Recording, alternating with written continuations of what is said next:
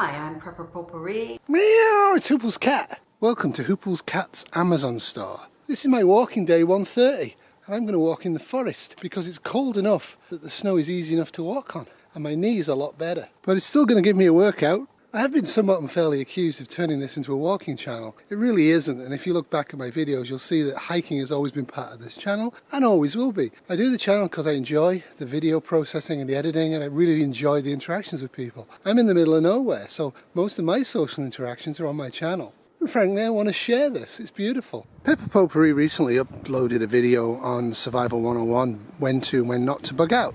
Bugging out refers to leaving your home because of an imminent danger, or you don't have enough resources, food, water, and first aid supplies at your house. But the media, they often fantasize it, right? Here you are going with this huge backpack. Hello everybody, Huples Cat. So I was making up my bug out back using all the videos online, and a couple of things wrong with it. First off, I couldn't put my toolkit in. Second off, my cordage and my fire started. And I don't have any food. So I think basically, as a design for a bug out bag, this is kind of, it needs to be rethought. Anyway, that's Huples Cat. Au revoir, pray for me. And you are trekking into the woods where you're going to survive on everything that's in that backpack and trap rabbits and squirrels and eat bugs and whatever needs to be done to survive. But the truth is, for most of us, bugging out would merely mean getting in our car and driving to a friend's house, a relative's house, or a motel. Always an interesting topic, but frankly it's been done to death, and I pointed out in a long comment to her. But what she's added to it is some links and some sanity in the whole process, because there's really a lot of insane ideas out there online, and they tend to be from people who should know better. For example, buying thousands of dollars worth of winter survival gear and a sled and heading off into a forest like this and thinking you'll be fine 3 years from then. You won't be. Bugging out is a complex issue, and it's not one I'm going to get into in great depth here, but I will say one thing. I've already bugged out, and it's glorious to do it, and I'm really happy, but it isn't for everybody, but it works well for me and Kitty. But having bugged out, I have a bug out plan, or 3, if I have to evacuate the property I'm in permanently or temporarily for whatever reason. Do you? You only bug out because your safety is threatened. Usually we stay in our home and it's just fine. But what is essential is pre-planning, thinking through the process before an emergency happens, so you know when to stay or when to go. In July we've got friends coming to the property for the first time, and I'm going to clear out a lot of the obstructions on my trail and make my trail a lot more user friendly. But I'll be doing that when there's no bugs and there's no ice and snow on the ground. We're starting to get open water and the odd patch of soil's coming through the snow. As human beings, we tend to try to insulate ourselves from shtf. And that's fine for localised or short-term duration events like a wildfire or a chemical leak. But trying to avoid the consequences and changing life patterns that a major global war would cause you is a mistake. In a major global or hemispheric northern hemisphere event, this becomes my grocery store. This is my Amazon. Make no mistake about it, insulating myself with food supply, insulating myself with clothing will not last that long. But in a long-term, major SHTF, I'd better be able to fish. I'd better be able to use tree bark. I'd better be able to identify fungi. I better know what I'm doing. And so I'm learning the skills and I'm getting the equipment, but what I'm not doing is practicing. Because I figure I'll have plenty of time to do that. If you've got 3 months or 6 months or a year's supply of food and a gun, you are prolonging the date of starvation. You're not avoiding it. Well, I've made it to campsite Bravo. I'd camp here tonight, but it's going to absolutely teem down with rain, I think, for the next 24 hours. The thaw is on very much. We had a long blast of winter the last few days. Very cold, very snowy. Blizzards. But I still walk for an hour or more every day. If you've got 3 months or 6 months supply of potassium iodate or potassium iodide, you're going to stop thyroid cancer happening to you because of the half-life. A lot of people online are supplying themselves with pectin, a good thing to do, but utterly useless for the reason they're supplying themselves with it. I have a store of that and a whole bunch of other stuff, and I'm using it for decontamination of acute radiation poisoning. Strontium-90 has a half-life of 28 years. You cannot take aluminum hydroxide in antacids for 28 years and expect to be okay. In a nuclear event, we're all going to die of cancer. The question is when. Sorry, I just love being in the forest. Getting towards that time when everybody's going to start breeding.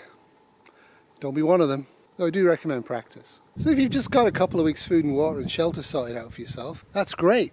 You're way ahead of most people. You're going to survive, well, almost all shtfs that are likely to happen. Because the approach is to remove yourself from the danger and or to insulate yourself from the effects of it. Now if you can shove $500 to $1,000 of cash in there as well, you're pretty much set.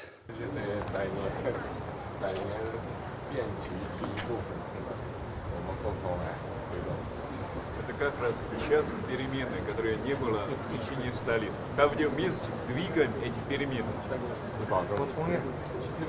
Берегите, пожалуйста, дорогой друг. Well, I made it to Camp Alpha and I'm looking forward to camping out here once the snow's gone and it's dry and there's no bugs. Of course, in a healthy forest like this, there's always bugs. What I mean is the voracious murdering type bugs that we get in end of May through June. And I'm going to insulate myself from that by going for a month in June to a place called Gatineau, which is in Quebec, and it's just across the water, literally an easy walk for me and Kitty from Ottawa. So there'll be lots of hiking and lots of cycling videos coming up once I get back in July. But I'm going to put a few videos online before that so you can actually focus on what's going on. And of course, if the world changes, we'll be beetling right back home. So if your prepping is to give you 2 weeks insulation from a local event, great. If you're prepping to survive a nuclear war and you bought an NBC suit for you and your family, but you don't know how long the filters last, you're making a huge error. You'd been better off buying a whole bunch of thick plastic tarp and duct tape and stuff like that, learning how to make a cardboard and tin can and toilet roll bellows to get positive pressure inside a small shelter and going from there. You can buy a book, I'll get it free online for about $30, and you need to do that. You need to actually have the skills online now, not just in a book, to actually deal with a threat that would be absolutely catastrophic, in my opinion. But as Prepper Potourri says, do a proper threat assessment today or tomorrow and actually figure out what the scenarios are and the most likely ones, and then get yourself a little bit more prepped. Everybody will make a different decision. You have to decide your risk. Now, I made a 3-part video a long time ago, and it was on local, regional, and national or world type threats and listing them, and that might help you come out with your threat assessment. You're going to have to spend sufficient time on this task.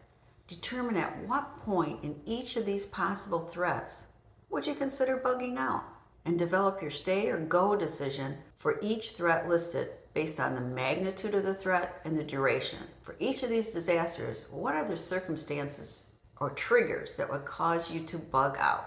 Now she recommends doing a practice bug out, and that's always a good idea, but I don't recommend doing it unless everybody on the bug out is actually keen and wants to do it, because you don't want to put people off. You may have to do all the thinking and heavy lifting yourself, in which case accept it and get on with it. It doesn't have to cost you any money. Like where you live, do you know where the streams are? Saves you getting your foot wet, and also means that you know where the fresh water is. Get a little tired of people claiming that they're fine. None of us will be fine in a global catastrophic event. None of us will be. And yet people out there are deluding themselves into thinking because they have a year or 2 years of propane or gasoline, they'll be just fine. Imagine a nuclear war or a supervolcano or a very, very large asteroid strike. What are you going to do after the propane runs out? Do you actually have the skills and the ability to figure out how to burn wood without getting cancer? Now this is all going to sound very daunting, so you start small. For example, we went grocery shopping the other day, and this is what I bought. This is the extra stuff I got when I was grocery shopping. Goes into a box and gets stored. Bonus hint, future video. As you can see, it's not a lot of stuff, but I do that every time I go grocery shopping, and occasionally I buy quite a lot. But mostly I just buy a few trickly pieces here and there, stuff that's going to last a long time, stuff that will add value to my life 2 years after a nuclear strike. I'll probably be dead, and I hope whoever finds it enjoys it. But I'm not going to just write myself off, and I'm not just going to pretend that I'm going to be fine. Neither of those things are guaranteed, nor thankfully is a nuclear war. Hopefully we will not have one. We will have a large supervolcano eruption, and we will have a mega earthquake, and we will have a very large asteroid strike on the planet that will actually cause winter for a few years. They will happen. Chances of happening during my lifetime? Tiny, tiny, tiny. I'm doing what I can now just in case, because that actually makes my ability to be comfortable in a local event much higher. Can I eat that mushroom? I have no idea. The time to figure that out is now, not after a nuclear holocaust. It's taken me 2 years to get a pretty good understanding of the northern part of Kitty's property. Still don't really know the southern part that well, that's what I'm going to focus on. But for most of the year this isn't accessible, basically because there's so much bush. Unless you're a bull moose, you're not going to get through here. So when you can, do. One of the things nobody ever tells you is to take the long way as long as you don't lose altitude. When you're doing cross country like this, you don't want to lose altitude. If you go up and down, it's the shortest path between 2 points, you're going to be very, very tired. Take a longer route, but don't lose altitude. This is going to be my late summer, early fall campsite. This is going to be campsite Charlie. Plenty of fire tinder if you need it. Literally hanging off the trees. More fire tinder. Where exactly campsite Charlie's going to be, I don't know. It's going to be somewhere on this ridge. Because when all of this thaws out, I have a river system down there and rocks, and it's gorgeous. So to finish, just wanted to say a simple message. My channel is my channel. If you don't like it, don't watch it. If you like some of the videos, watch them. I don't really hide what the video is going to be in the thumbnail, do I? If you haven't got 2 weeks supply of food and water, if you haven't got decent clothing to survive the worst winter or the hottest summer in your local area, get on that. Get on it now. Be able to insulate yourself from a wildfire or a toxic spill or a house fire. Be able to deal with that now. It's important. It's not prepping. It's just good common sense. As Prepper Potourri says, do risk assessments, do threat assessments, be sane about it. So many people online are so worried about chemtrails which do not exist and have no validity whatsoever, and yet they've convinced themselves that will happen. Another group thinks magnetic poles are going to shift, like today, and it'll cause total chaos. Totally unaware of the fact it takes about 10,000 years for the poles to shift. Another group of preppers, like me, thinks human-caused climate change is going to cause global famine by 2026. I may well be wrong. I'm prepping for that and other things because I enjoy the activity of prepping as a hobby. Watching my channel is never going to make you safer than you are right now. Watching my channel and disagreeing with things I've said and acting on the disagreement might well make you safer, and I'd appreciate you letting me know in the comments so I can alter my ways. Things I've said you might agree with, and you might act on those things. If you do, great. Maybe it'll help, maybe it won't. Chances are it won't. Chances are any shtf we face will be short-term and localized. Be ready for that. Once you're ready for that, if you're really into prepping, like I am as a hobby, go beyond it. It doesn't take much. It does take a degree of determination, and in the modern age, it requires a lot of critical thinking when you're looking online for information. A lot. First crash through the walk, but I'm going to go home on the road. And I have no idea whether I can eat them. I think you can eat plate mushrooms if you boil and boil and boil them to get rid of the tannins, but I don't know. I need to know if there's a global or hemispheric disaster. Whether you prep or not, do something each and every day without failure to improve the quality of your life. So I'm going to go home. Thanks very, very much for watching. I really do appreciate it. I love you all. I'm going to hang a picture now. Toodles. This video was brought to you by a Comfort Seeking Terrier Production 2023. Because you don't want to... Is this working?